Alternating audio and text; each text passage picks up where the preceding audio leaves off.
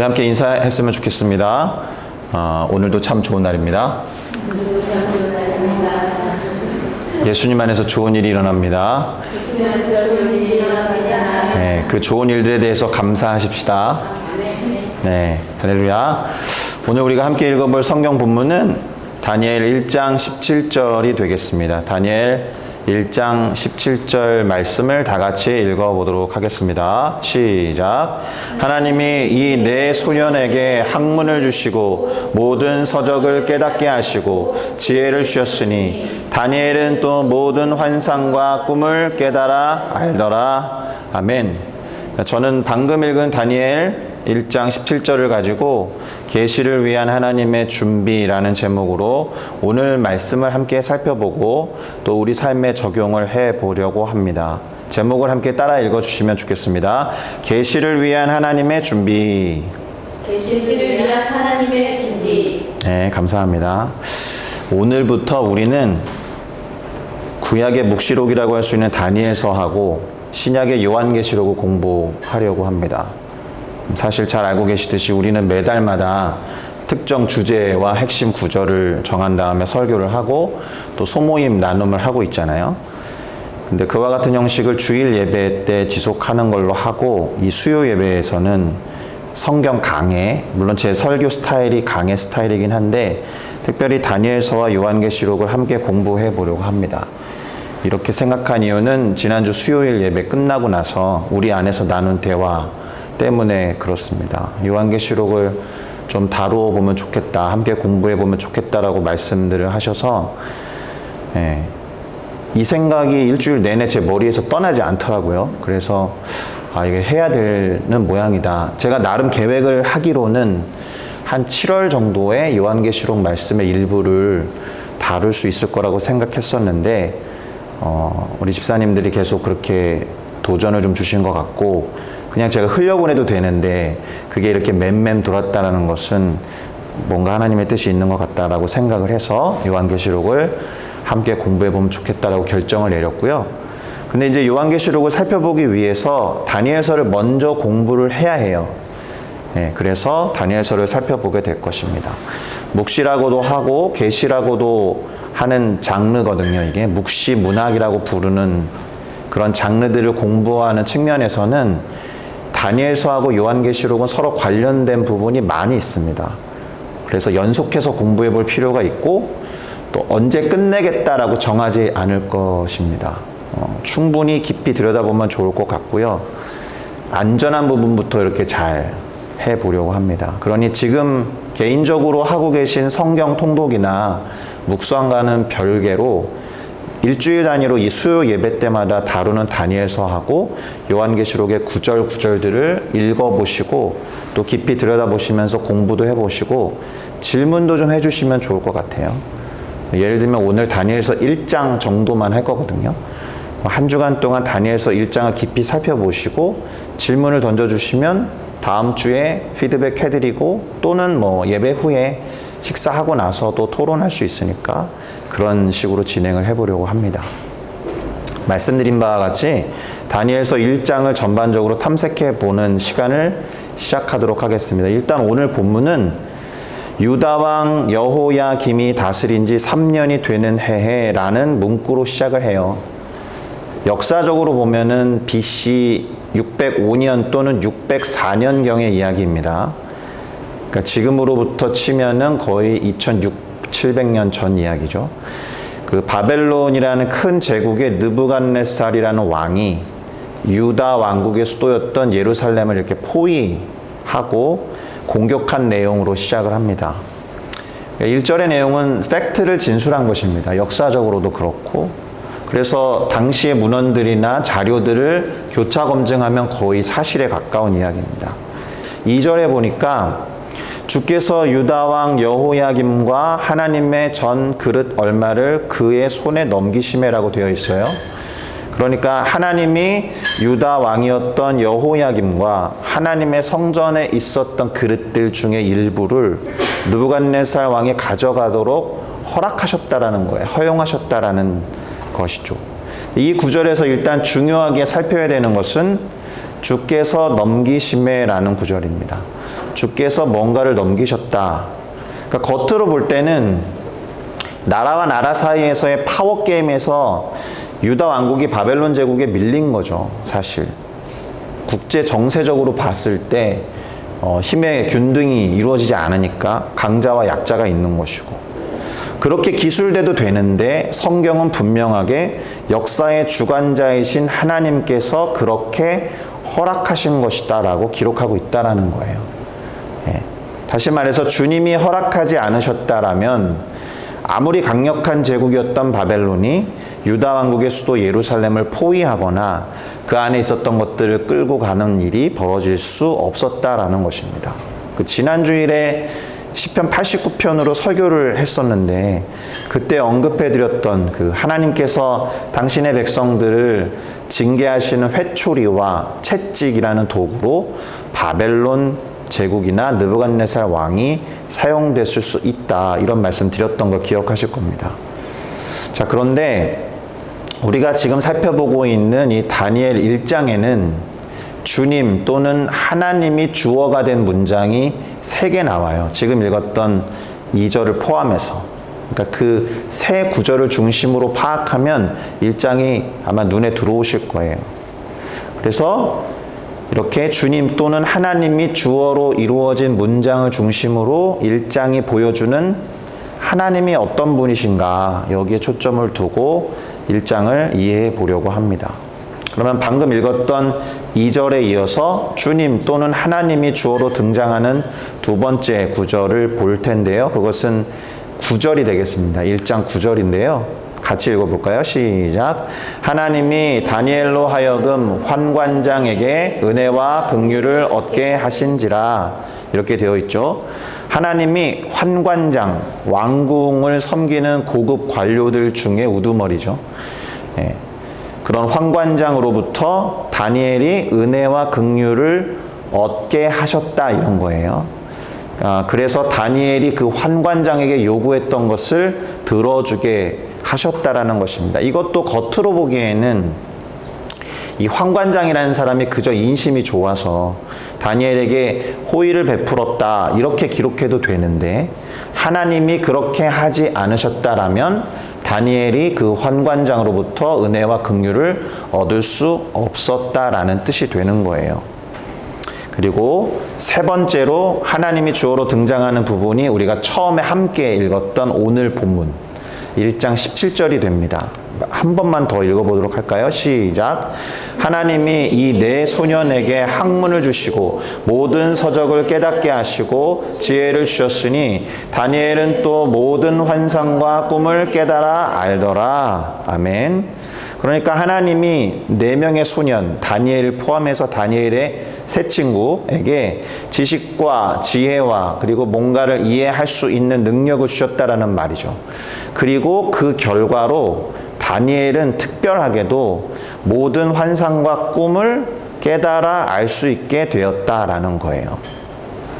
자, 이 말도 다니엘을 비롯한 4명의 젊은이가 나름대로 열심히 공부도 하고 뭐 타고난 재능이 있어서 뛰어난 모습을 보인 것처럼 기록할 수 있지만, 그보다는 하나님이 그들에게 지혜와 지식과 이해하는 능력을 주셔서 만약에 그러지 않으셨다라고 하면 그들이 가진 이 모습은 불가능했을 거다라는 걸 드러내는 문장인 거죠.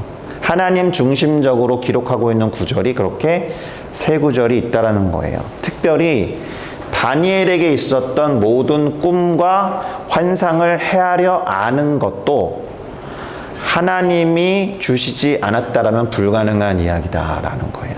이거를 간파하고 마음에 염두에 두고 다니엘서라든가 요한계시록을 살펴보는 것이 중요합니다. 자, 요거를 조금 더 풀어서 말씀드리면 앞으로 살펴보게 될 다니엘이 보게 될 환상, 그리고 계시, 이런 것들이 하나님으로부터 주어지지 않으면 당시 사람들에게도 뿐만 아니라 이것을 읽고 있는 우리에게도 그것이 전달될 수 없었다라는 거죠. 아예 다니엘서가 기록되지 않았겠죠. 네. 방금 읽은 구절에서 그렇기 때문에 우리가 주목해야 하는 단어가 2개 나옵니다. 바로 환상과 꿈, 영어로 visions and dreams라고 되어 있죠. 하나님이 다니엘로 하여금 깨달아 알 수 있게 하셨다고 기록되어 있는 환상과 꿈, 이 단어가 중요해요. 바로 이것이 계시 또는 묵시라고 부르는 revelation, 그것의 내용이 되는 것이기 때문에 그렇습니다. 실제로 다니엘서 안에는 다니엘이 이제 1장부터 12장까지 되어 있는데 후반부 7장부터 12장까지는 거의 묵시 그리고 계시적인 환상들로 가득 차 있습니다. 그러니까 이 부분이 다니엘서의 절반 이상을 차지하는 대단히 중요한 내용인 거죠.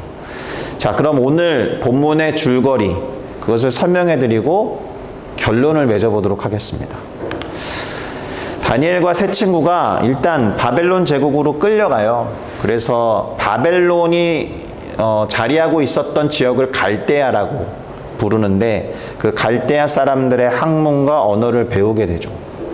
네, 그것이 당시 바벨론 제국이 자기들이 점령했던 점령 지역을 다스리는 방법이었어요.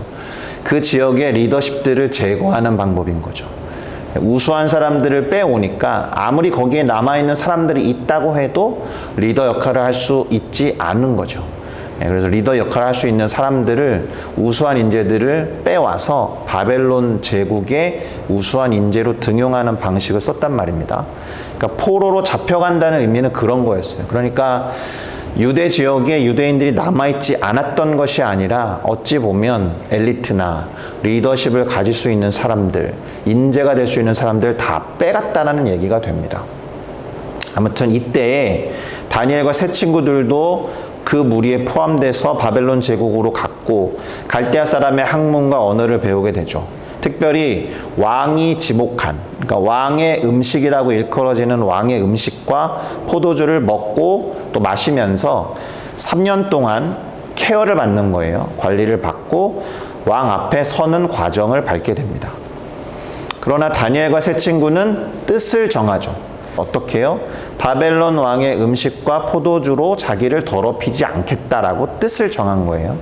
그리고 그 뜻을 지킬 수 있게 해달라고 아까 말씀드렸던 환관장에게 부탁한 거죠. 이때 하나님이 환관장으로 하여금 다니엘과 세 친구가 정한 뜻을 들어주도록 인도하셨다라는 것입니다. 다만 유명한 이야기잖아요. 열흘 동안 그들에게는 채식과 물만 주게 해서 그것 이외에 왕의 음식과 포도주를 먹었던 다른 소년들과 비교해서 조금이라도 혈색이 안 좋거나 그러면 이제 다니엘이나 세 친구가 정했던 뜻대로 되지 않는다라는 조건을 달고 그렇게 비교해보는 제안을 하게 되죠. 열흘 뒤에 우리가 잘 알듯이 다니엘과 친구들의 얼굴이 훨씬 더 아름답고 혈색도 좋고 살이 윤택해가지고 왕의 음식을 먹은 소년들보다 더 좋아 보였기 때문에 그들은 계속해서 나머지 3년 기간을 채울 때 왕의 음식과 포도주로 자신들을 더럽히지 않는 그런 시간을 보내게 됩니다. 그러면서 이제 바벨론의 왕실 교육을 받게 되는 거죠. 그래서 3년이 지난 다음에 그들 모두가 느부갓네살 왕 앞으로 인도돼요. 서게 됐을 때 하나님께서 아까 읽었듯이 그들에게 지혜와 지식과 이해할 수 있는 능력을 주셨기 때문에 또 왕이 보았을 때도 그들이 지혜와 총명이 출중해 보였던 거예요. 그것이 월등하게 드러났다라는 것이 오늘 본문의 내용인데 그 1장의 마지막 구절이 뭐라고 되어 있냐면 다니엘이 고레스 왕 원년까지 있었다라고 약간 생뚱맞는 한 절이 추가된 것처럼 보이거든요. 이 말은 그러나 추가됐다라기보다는 뭔가를 분명하게 알려주는 것인데 고레스 왕 원년이라는 거를 날짜를 계산해 보니까 BC 539년경이에요. 아까 이 이야기를 시작할 때가 BC 605년 또는 604년이라고 했잖아요. 대충 65년에서 70년 사이의 기간이라는 거예요. 그러니까 다니엘은 65년 정도의 기간을 그쪽 지역에 가서 살았던 거죠. 이 말이 의미 있는 것은 대략 70년 동안 유다 왕국의 사람들이 바벨론에서 포로 생활을 했다라는 거죠. 우리가 왜 70년의 포로 생활을 이야기하냐 하면 예레미야 선지자를 통해서 하신 말씀의 성취로 보거든요. 그 70년을 대충 계산해도 다니엘이 머물렀던 바벨론 지역에서의 기간이 얼추 65년 이상 되니까 들어맞는다라는 얘기입니다. 그 1장 마지막 구절이 그것을 드러내는 정보를 제공한다라는 것입니다. 자, 이제 오늘 본문에서 발견할 수 있는 하나님에 대해서 살펴보고 오늘 되게 짧게 결론을 맺게 되겠네요. 첫째로는 오늘 본문을 통해서 우리는 하나님이 역사의 주관자이자 통치자가 되신다라는 것을 알 수 있습니다. 특별히 2절의 말씀을 통해서 유다 왕국을 바벨론 제국에게 넘기시지 않았다라면 아무리 초강대국이었던 바벨론도 예루살렘을 어찌할 수 없었을 것이고 유다 왕국을 어떻게 할 수 없었을 거다라는 거예요. 그러니까 1장 2절 말씀을 통해서 하나님이 겉보기에 그냥 시대적인 흐름인 것처럼 보이는 그런 사건들 안에도 개입하고 계신다. 역사의 주관자가 되신다라는 거예요. 그러니까 우리는 지금 세상의 흐름 안에서 하나님의 통치와 하나님의 다스리심이 어떻게 발휘되고 있는지, 어떻게 드러나고 있는지를 사실 살펴볼 필요가 있죠. 그러나 단지 우리가 인간이고 온전히 하나님의 뜻을 알 수 없기 때문에 확신할 수 없을 뿐이지, 하나님은 지금도 예를 들면 우크라이나와 러시아의 전쟁 가운데에서도 역사의 주관자로서 역할을 하고 계실 거다라는 거예요. 언젠가 그 땅을 품고 있는 분들이나 그 땅에서 사역하고 있는 선지자적인 영성을 갖고 계신 분들에 의해서 어쩌면 지금의 전쟁의 의미, 거기에 역사하신 하나님의 손길, 다스리심과 통치가 어딘가에 기록돼서 다른 사람들에게 회자될 수도 있는 것이거든요. 코로나 상황도 마찬가지일 것입니다. 그러니까 우리는 하나님의 역사의 주관자 되심을 찬양하고 인정하고 선포할 필요가 있는 것입니다. 할렐루야. 둘째로 은혜와 긍휼을 베푸시는 하나님을 발견하게 돼요. 이미 알고 계시듯이 그 환관장을 통해서 다니엘과 세 친구가 자신들이 세웠던 뜻을 지켜갈 수 있도록 왕의 음식과 포도주로 자신들의 몸을 더럽히지 않을 수 있도록 은혜와 긍휼을 베풀도록 역사하신 하나님을 발견하게 된다라는 거예요. 환관장으로 하여금 그들을 선대할 수 있도록 하나님께서 역사하셨다라는 것입니다. 그저 친절한 환관장의 호의가 아니었다라는 거예요. 그 너머에 은혜와 긍휼을 베풀게 인도하신 하나님의 통치와 다스리심이 있다라는 것입니다. 그러니까 첫 번째와 두 번째가 거의 같은 이야기를 하고 있는데 따로 떼서 두 번째라고 한 이유가 있습니다. 한 가지를 더 생각해야 하는 것이 무엇이냐? 다니엘과 그의 친구들에게 하나님이 환관장으로 하여금 은혜와 긍휼을 베풀게 만드신 이유, 그게 중요하다는 거예요. 왜요? 다니엘과 세 친구들이 정했던 뜻이 하나님이 기뻐하시는 뜻이었기 때문이겠죠. 네. 특별히 율법에서 규정하고 있는 그 음식법의 규정을 생각해 보면 다니엘은 자신의 조상 때로부터 계속해서 넘어왔던 율법의 조항들을 지키려고 했다라는 거죠. 하나님이 명령하신 율법과 규례에 순종하고자 한 뜻, 그 뜻이었기 때문에 하나님이 은혜와 긍휼을 베풀도록 역사하셨다라는 거예요. 그럼 이것을 우리 가운데 적용하면 어떻게 이야기할 수 있겠습니까? 우리가 구하고 간구하는 것들이 하나님의 기뻐하시는 뜻인지 확인할 필요가 있다. 그것을 살피고 점검하면서 기도하고 구해야 한다라는 말입니다. 할렐루야. 자, 마지막으로 이것이 가장 중요한데요. 준비하시는 하나님을 발견하게 됩니다. 특별히 다니엘과 세 친구에게 학문을 주시고라고 되어 있는데 지혜와 지식을 주시고 이해할 수 있는 능력을 주셨는데 바로 그것이 수천 년이 흐른 우리들을 위한 준비일 수 있다는 거예요. 안 그러면 우리가 다니엘서나 요한계시록을 읽을 이유가 없어요. 성경의 66권의 어떤 책도 읽을 이유가 없습니다. 우리를 향한 메시지가 아니라고 하면 그 책을 못하러 읽겠어요. 그냥 유명한 고전 정도로 취급할 뿐이겠죠. 어쨌든 다니엘로 하여금 특별히 모든 꿈과 환상을 깨달아 알 수 있게 하셨다라는 점이 중요해요. 다시 말해서 하나님이 지혜와 지식과 이해할 수 있는 능력, 그리고 다니엘에게 모든 꿈과 환상을 깨달아 알 수 있는 능력을 주시지 않았다라면 이 구절은 기록될 수 있는 게 아니었겠고, 다니엘서의 절반 이상은 기록될 수가 없는 것이거든요. 그리고 또한 그들이 느부갓네살이라는 왕 앞에 섰을 때 그의 눈에 띄지도 못했을 것이고, 느부갓네살 왕을 향한 메시지도 전달할 수 없었을 것입니다. 특별히 우리가 이 수요예배를 통해서 다니엘서와 요한계시록을 공부하는 데 있어서도 다니엘이 꿈과 환상을 깨달을 수 있는 능력이 있었다라는 게 대단히 중요한 토대가 돼요. 그에게 그런 능력을 하나님이 주시지 않았다라면 우리는 다니엘서를 통한 묵시나 계시를 전달받지 못했을 것이기 때문입니다. 따라서 이런 관점에서 보면 역사를 주관하시는 하나님이 바벨론 제국이라는 회초리와 채찍을 통해서 유다 왕국을 징계하시고 포로로 잡아가신 것도, 그리고 포로로 잡혀갈 때 다니엘과 세 친구가 포함돼서 잡혀간 것도, 그리고 그 바벨론 생활 가운데에서 뜻을 정하게 하신 것도, 환관장을 통해서 선대를 베풀게 하신 것도, 그들에게 지혜와 지식과 이해할 수 있는 능력과 꿈과 계시를 알아차릴 수 있게 하신 것마저도 하나님이 우리를 향한 모든 준비를 해 오신 과정이다라고 이해해야 할 줄로 믿습니다. 그러니까 하나님은 그저 다니엘 한 사람을 준비하신 것이 아니라 생각보다 많은 것을 다니엘의 스토리 안에 다 담아 놓으신 거예요.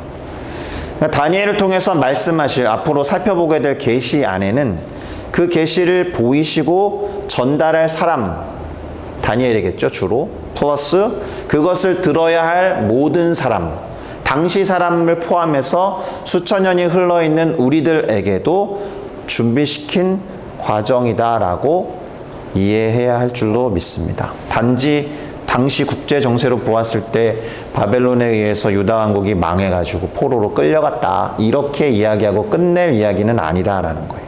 하나님의 통치와 다스리심 안에, 그러니까 하나님의 섭리와 계획 안에 수천 년이 지난 우리들을 포함한 하나님의 어마어마한 준비와 또 계획과 섭리와 뜻이 있었다라는 거예요. 그것을 우리가 부족하지만 깨닫게 하시는 성령의 조명하심을 받고, 또 성경이 어떻게 서로 맞아 들어가는지를 깊이 탐색해서 알아가고 조심스러운 한 걸음 한 걸음을 내딛는 것이 중요하겠다, 이런 말씀입니다.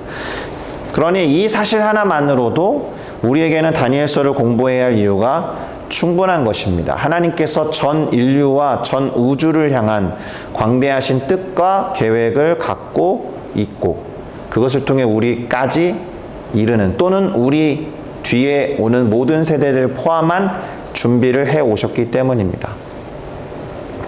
우리 하나님만큼 광대하신 분도 없죠. 할렐루야.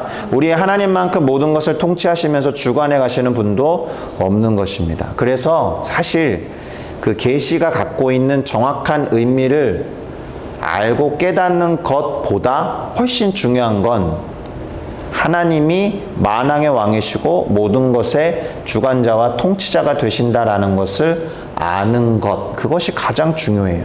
그것을 깨닫고 인정하면서 찬양하는 것이 중요하다라는 거예요. 왜냐하면 예를 하나 들어보면 요한계시록에 쓰여있는 구절들로 가장 많은 찬양의 가사가 나와요. 요한계시록의 결론은 뭐냐 하면 결국 그 환상이 어떤 의미야? 그 환상이 우리 삶에 어떻게 적용되고 실현될 것 같아? 뭐 예수님은 언제 오셔? 뭐 적그리스도는 어떻게 돼? 막 이런 세부적인 정보보다도 중요한 것은 모든 언어와 모든 방언과 모든 민족 다 모여서 하나님을 열정적으로 찬양하게 될 그 마지막 비전이 어떻게 이루어질까를 기대하고 소망하면서 거기에 동참할 준비를 하는 것이 더 중요하다라는 거예요. 그래서 사실은 뭐 어떻게 들려 올라가든지 또 어떻게 하나님을 뵙게 될지 모르겠지만 지금 있는 자리에서 예배자로 서 있는 것을 강조하는 것이 사실은 요한계시록의 엄청난 주제이거든요. 하나님께 주도권이 있다. 하나님께 통치권이 있다. 하나님이 모든 것을 다스리신다. 이것이 가장 중요한 건 계시라는 단어가 뜻이 베일을 벗기다 이런 뜻이에요. 커튼을 열어 제끼다. 그러면 커튼을 열어 제끼는 분이 있죠. 우리는 제낄 수 없어요. 커튼을 열어 제껴서 보여주는 분에게 주도권과 통치권이 있는 거거든요. 계시를 보여주시면서 그 커튼을 열어 제끼시는 분이 하나님이다라는 그 주도권이 하나님께 있습니다라는 것을 고백하는 우리들이 되어야 할 줄로 믿습니다. 할렐루야. 이제 앞으로 우리가 공부하게 될 계시들, 특별히 다니엘이 말한 갖가지 묵시적인 환상들, 그리고 사도 요한이 기록한 것으로 알려져 있는 요한계시록의 내용들이 속속들이 세부적으로 어떻게 될 것이다라는 걸 알면 참 좋겠는데, 제가 아까 전제를 깔았죠? 안전한 것부터 이렇게 한번 먹어보자. 마치 보고와 같아서 잘못 먹으면 탈이 나거든요. 그래서 깊이를 추구할 수도 있는데 만족스럽지 못할 수도 있겠다 하는 생각이 들어요. 워낙에 많은 이론들이 있고 그래서. 그렇지만 최대한 안전한 것부터 잘 공부를 해서 함께 알아가는 시간을 가져볼 것인데, 다시 확인하건대 중요한 건 하나님의 통치와 다스리심을 알고 인정하면서 찬양하는 시간이 가장 우선적이 되어야 한다는 것입니다. 할렐루야. 이렇게 기도하고 싶어요. 기억하시겠지만 우리가 요한복음을 공부할 때 함께 반복적으로 고백했던 성경 구절이 영생이라는 것이 우리 주 하나님과 그가 보내신 독생자 예수를 아는 것이다 라는 말씀이었잖아요. 우리가 계시록 또는 묵시 문학을 공부할 때 그것이 어떤 의미가 있느냐를 정확하게 아는 것도 중요한데, 그것 이상으로 중요한 것은 결국 그 너머에 계신 하나님을 보는 것입니다. 하나님께서 커튼을 제끼시는 것은 당신의 얼굴을 우리에게로 향하는 것, 하나님의 존재를 우리 가운데 보여주시는 의미가 있거든요. 생각해 보세요. 계시록에 대해서 해박하다고 쳐요. 그리고 다니엘의 묵시에 대해서 해박하다고 쳐요. 다 알고 있다고 쳐요. 그러나 마지막에 함께 동참하면서 해야 될 예배 가운데 우리가 동참하지 못한다라면, 그리고 그 모여있는 모든 사람들이 하나님에 대해서 이렇게 저렇게 노래하고 찬양하고 예배하고 있는데 나는 막상 그 하나님에 대해서 알지 못한다라면 그 많은 계시와 그 많은 묵시를 아는 게 어떤 의미가 있겠습니까? 그러니 하나님, 우리가 이 일상을 살아가는 동안에도 하나님과 그 아들 독생자 예수를 알게 하여 주시고 그 하나님을 찬양하고 예배하는 연습, 그 실전을 지금부터 행하게 하셔서 그 마지막 날에 가장 그 거대한, 가장 성대한 천국잔치에서 이루어지게 될 모든 언어와 모든 백성과 모든 민족과 방언이 성대하게 드릴 예배 가운데 동참하게 하여 주십시오라고 기도해야 될 줄로 믿습니다.